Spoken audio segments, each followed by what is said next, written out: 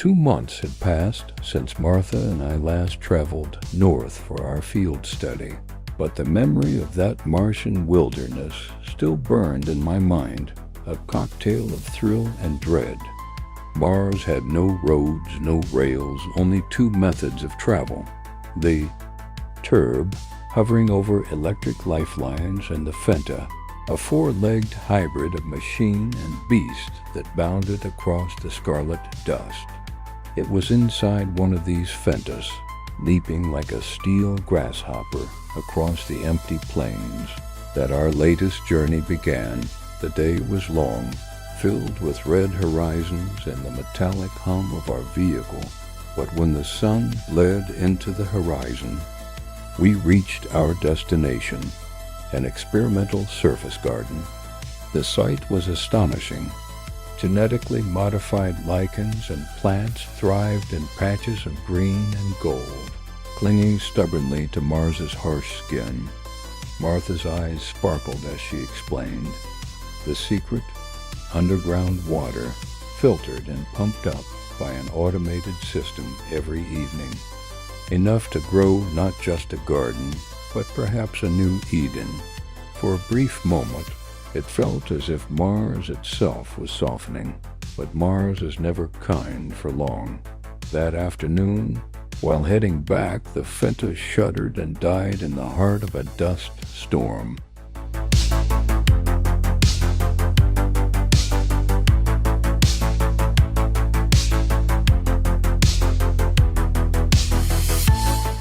Sand roared around us, clawing at the windows. Martha frowned at the flickering diagnostics. The transmitters fried, and the engines out. We're stuck. The silence inside the machine was heavier than the storm outside. So what now? I asked. Her eyes were steady, though I saw the flicker of fear. We walk. A day and a half, maybe 2. Supplies will last. Oxygen too. That night we huddled in the crippled Fenta, trading laughter to mask our unease. But as the storm howled and the hull groaned, I realized that vulnerability forged a strange closeness. Side by side we fell asleep, 2 fragile lives in the red storm.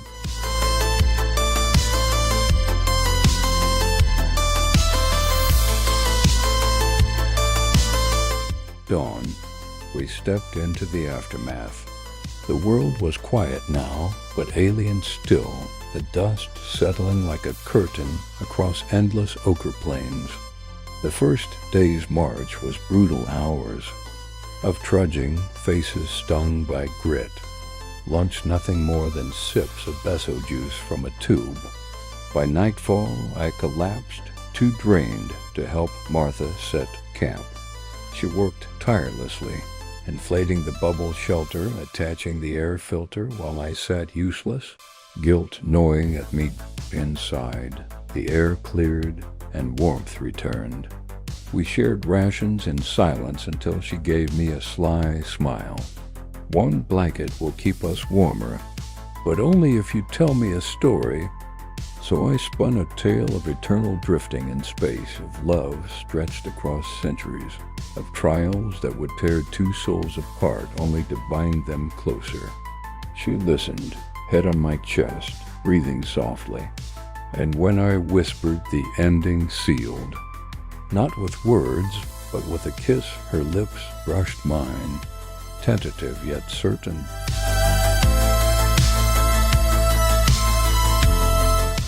Soft, electric, dangerous in its own way, but Mars never allowed peace for long that night. As we clung to each other, the ground rumbled.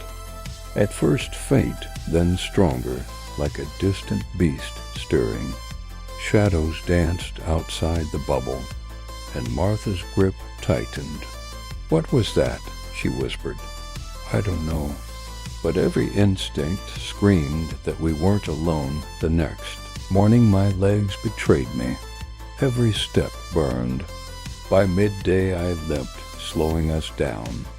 Martha's concern grew, but she never complained. She cooked, carried, set up camp, while I fought my body's betrayal. That night, fever gripped me. Cold shivers racked my frame until she slid under the blanket, her warmth saving me. "I'm in love with you," I confessed, trembling her. Reply was steady, fierce. "It's you, only you. Not Marcos, not anyone else." You strengthened by her words.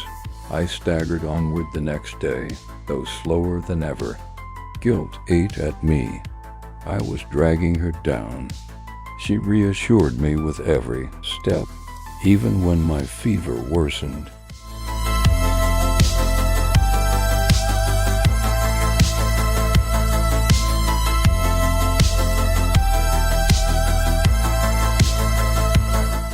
By the third day, the walls of Harla City rose ahead, a beacon through the haze.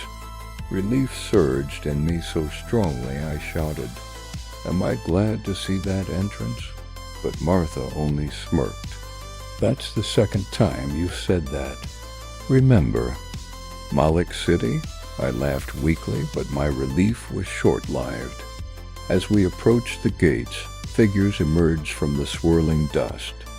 Dark shapes moving with intent. "Stay close," I whispered. Gripping her hand, one stepped forward, voice sharp and commanding. "Halt! What brings you to Harla City?" The air thickened with menace. My body was weak, but my heart pounded with fresh adrenaline. After everything, the storm, the march, the fever danger had been waiting for us here, right at the threshold of safety. And Mars, cruel Mars, was not done testing us yet.